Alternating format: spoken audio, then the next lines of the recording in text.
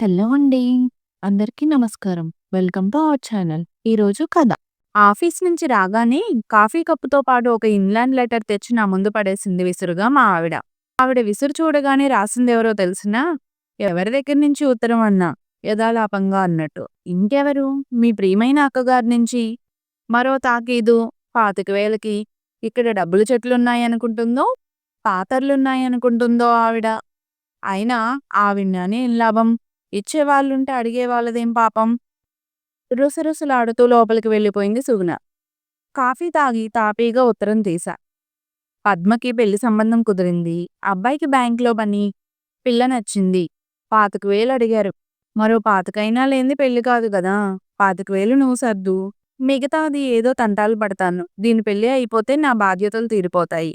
ఇంక నిన్ను ఇబ్బంది పెట్టే ప్రసక్తి ఉండదు. ఎలాగో ఎలానో పెట్టి నాకీ సాయం చెయ్యాలి అని రాసింది. మా ఆవిడకే కాదు, నాకు చిరాకే అనిపించింది ఆ ఉత్తరం. నేనెక్కడి నుంచి తీసుకొస్తాను?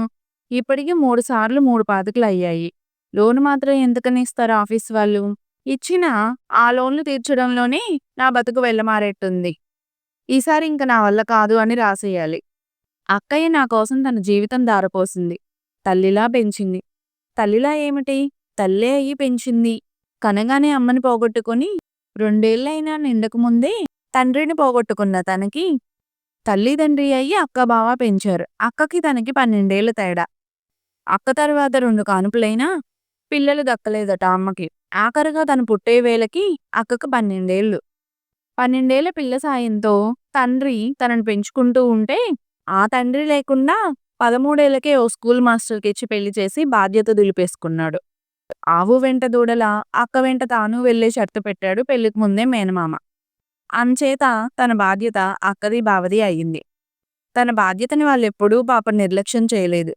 పెళ్లయిన 3 ఏళ్లకి అక్కకి పెద్ద కూతురు పుట్టే వరకు ఆ ఇంటి మొదటి బిడ్డ తనే అనుకున్నారు ఇద్దరూ.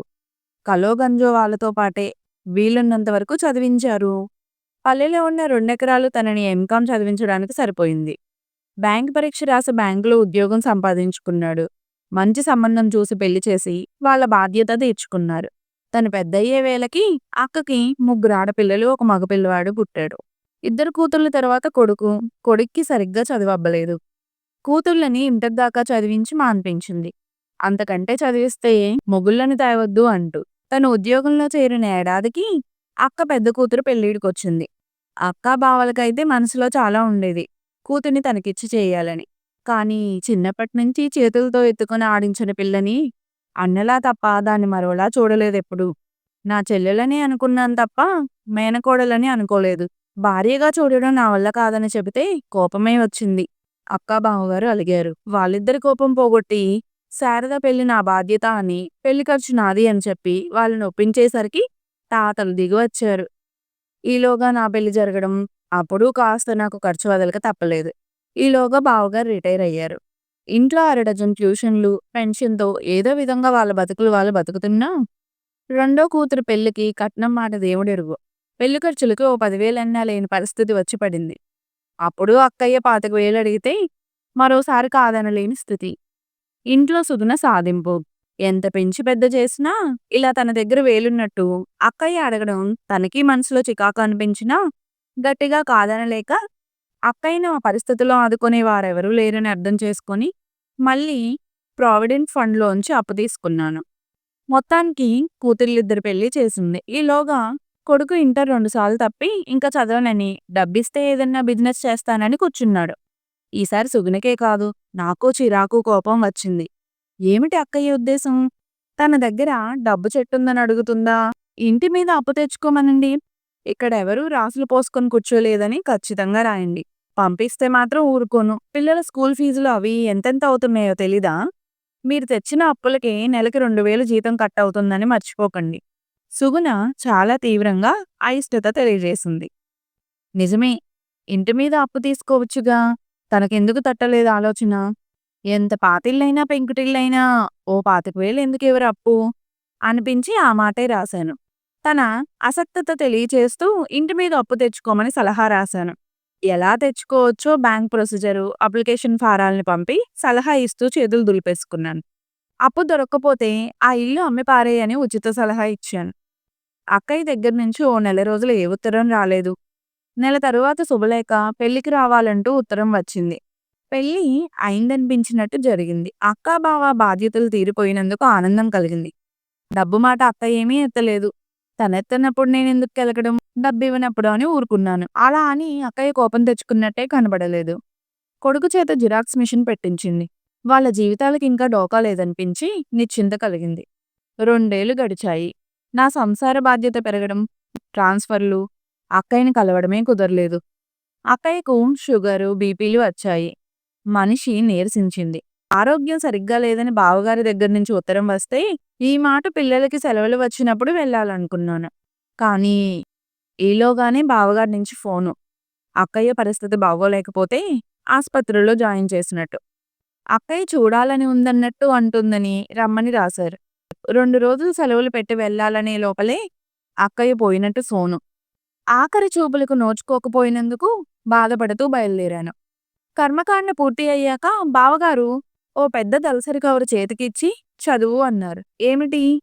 చదువు నీకే తెలుస్తోంది. నీకు ఉత్తరం రాసి పంపేలోగానే ఆస్పత్రి పాలైంది. పిలిచి మాట్లాడాలనుకుంది. ఉత్తరం విప్పాను. తమ్ముడు, నీవు తమ్ముడివైనా నిన్నెప్పుడూ కొడుకుగానే భావించాను. 2 ఏళ్ల వయసు నుంచి కన్నతల్లిలాగే సాకాను. పెంచిన ప్రేమ గొప్పది నాయనా.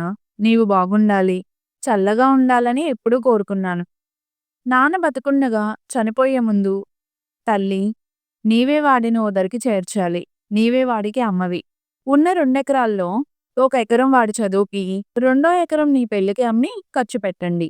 ఈ పాత కొంపకి ఎంతొస్తే అంత, ఇద్దరూ చెరుసగం తీసుకోండి. ఆడపిల్లవైనా సగభాగం నీది, వాడి భారం నీది అంటూ కన్నుమూశారు. యాక్సిడెంట్‌లో పోవడంతో విల్లు రాసే టైం లేక ఆఖరి క్షణంలో చెప్పిన మాటలివి. నేనీనాడు ఆస్తి ప్రస్తావన నీ దగ్గర తేలేదు. నా పెళ్లి మామయ్య చేశాడు కాబట్టి ఎకరం భూమి అమ్మలేదు. నిన్ను బీకాంతో ఆపేద్దామంటే ఏ ఉద్యోగాలొస్తాయి? గుమస్తా తప్ప. ఎంకామ్ చదువుతానంటే ఆ 2 ఎకరాలు అమ్మి నీ చదువుకే ఖర్చు పెట్టాను. ఆ రోజు మీ బావగారు అందులో సగం మనది కదా అనైనా అనలేదు. నా డబ్బు నీకోసం ఎందుకు ఖర్చు చేయడం అని నేను అనుకోలేదు. అప్పటికి నాకు 4 పిల్లలున్నారు. డబ్బంటే చేదు కాదు నాకు. కానీ నువ్వు బాగుపడాలి, పైకి రావాలన్నదే నా ఆలోచన. నాకేదన్నా అవసరం వస్తే నా పెద్ద కొడుకుగా నువ్వు ఆదుకుంటావన్న ఆలోచన నాది. ఈ ఇంటి ప్రసక్తి నేను నీ దగ్గర తేలేదు. ఎందుకంటే 1 నా స్వార్థం. 2 నీకు తెలిస్తే ఈ పాత కొంప అమ్మేసి పంచుకుందాం అంటావేమో. ఉండేందుకు మాకు కొంపైనా ఉండదు అన్నది నా స్వార్థం. ఇదమ్మితే ఎంతొస్తోంది? ఇద్దరూ పంచుకుంటే వచ్చేదెంతా చూద్దాం. అవసరం వచ్చినప్పుడు నీకు చెప్పొచ్చులే అని నీ దగ్గర అనకపోబట్టి ఈనాడు ఈ కొంప మనకు అదృష్టాన్ని తెచ్చిపెట్టబోతోంది. ఈ ఇల్లు నాన్నది అని నీకు తెలియదు కాబట్టి మిగిలింది ఈ ఇల్లు మాదే అనుకున్నావు. అందుకే నేను డబ్బు కోసం రాసినప్పుడల్లా ఇంటి మీద అప్పు తెచ్చుకోండి, అమ్ముకోండి అంటూ ఆఖరిసారి కోపంగా రాశావు. నాయనా, నీకు నాకు రక్త సంబంధం కనుక నా మీద అభిమానం ఉండొచ్చు. నే డబ్బడిగినప్పుడల్లా ముల్లె దాచిపెట్టినట్టు అడుగుతుందే ఈవిడ అని మీ ఆవిడ అనుకునే ఉంటుంది. బాబూ భాస్కర్, నిన్నంత స్వతంత్రంగా డబ్బు సర్దమని ఎందుకు అడిగాననుకున్నావు? నిన్ను పెంచినందుకు ఛార్జీలు వసూలు చేయాలని కాదు. ఆస్తిలో సగం హక్కు నానిచ్చారు కనుక సాయంగా నీ దగ్గర తీసుకున్న డబ్బు ఇల్లమ్ముకున్నప్పుడు ఇచ్చిపుచ్చుకోవడాల్లో సర్దుబాటు చేసుకోవచ్చు అన్న ఆలోచన ఆ స్వతంత్ర్యాన్ని నాకిచ్చింది. ఈ ఇల్లు నీది, నీకు వాటా ఉంది అని తెలిస్తే నిన్నడిగినప్పుడు అమ్మి పారేయ్, ఈ డొక్కు కొంప అనేవాడివి. అమ్మితే ఏనాడో ఆ డబ్బు హారతి కర్పూరం అయ్యేది. అందుకే ఈ విషయం దాచాను. ఇప్పుడు ఈ అపార్ట్మెంట్ల సంస్కృతి వచ్చాక మన అదృష్టం పండింది. ఈ 750 గజాల స్థలంలో ఫ్లాట్లు కడతానని ఎవరో బిల్డర్ వచ్చాడు. మొత్తం 12 కట్టి మనిద్దరికి చెరో 2 ఫ్లాట్లు ఇచ్చి చెరో 1,00,000 ఇస్తానన్నాడు. మిగతావి అతను అమ్ముకుంటాడు. ఇల్లు అమ్మకుండా దాచినందువల్ల మనం ఈనాడు ఇంత ఆస్తి చేసుకోగలిగాము. తమ్ముడు, నే కావాలంటే నిన్ను అన్యాయం చెయ్యొచ్చు. ఈ ఇల్లు నాన్నదని తెలిసిన మామయ్య ఎప్పుడో పోయాడు. దస్తావేజులు నా పేరు మీద నీ చిన్నప్పుడే నా ఎకరం పొలం బదిలిచ్చినట్టు మార్పించుకోవచ్చు. చెయ్యాలంటే మోసం చెయ్యొచ్చు. కానీ నేను తల్లినిరా నీకు. ఏ తల్లి బిడ్డకు అన్యాయం చేయదు. నీవు ఆఖరిసారి డబ్బడిగినప్పుడు చాలా పరుషంగా రాశావు. మనసుకి కష్టం అనిపించింది. నీ దగ్గర తీసుకున్న మొత్తం డబ్బు బిల్డరిచ్చే క్యాష్‌తో నీకిచ్చేస్తాను. నీ 2 అపార్ట్మెంట్లు, నీ ఇల్లు ఉంచుకున్నా అమ్ముకున్నా నీ ఇష్టం. ఈ విషయాలు మాట్లాడాలి. నా ఆరోగ్యం సరిగా లేదు. ఓసారి వచ్చి సంతకాలు చేసి నీవు బిల్డర్‌తో మాట్లాడుకో. అక్కయ్య. అక్కయ్య పోయినప్పుడు కంటే ఉత్తరం చదువుతుంటే కన్నీళ్లు చెంపలెంబడి జారి కళ్ళు చదవలేకపోయాయి ఉత్తరాన్ని. మీ అత్తయ్య ఎప్పుడూ వాడుకో ఇల్లుండాలండి. ఈ ఇల్లు కాస్త ఇప్పుడు అమ్మితే ఏం వస్తోంది? ధరలు పెరిగాక చూద్దాం అనేది. ఎప్పుడు డబ్బు అవసరం వచ్చి నేను అమ్మేద్దాం అంటే ఆవిడది తల్లి మనసయ్యా. నీవు విసుక్కున్నా నిన్ను అడగడానికి ఆవిడ ఏనాడూ మొహమాట పడలేదు. కొడుకుని అడగడానికి నాకేం సిగ్గు అనేది.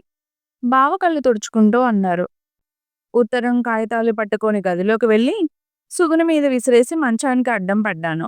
కన్నీళ్లతో తలగడ తడిసిపోసాగింది. అక్కయ్య రుణభారం తీర్చలేదు. పెంచిపోయింది అనిపించింది. Thank you for watching this video. మీరు ఫస్ట్ టైం మన ఛానల్ చూస్తుంటే సబ్స్క్రైబ్ చేయడం మర్చిపోకండి. ముందు ముందు మంచి మంచి స్టోరీస్ అప్లోడ్ చేస్తాను మీరిచ్చే ప్రోత్సాహంతో. మళ్ళీ కలుద్దాం మరో మంచి స్టోరీతో.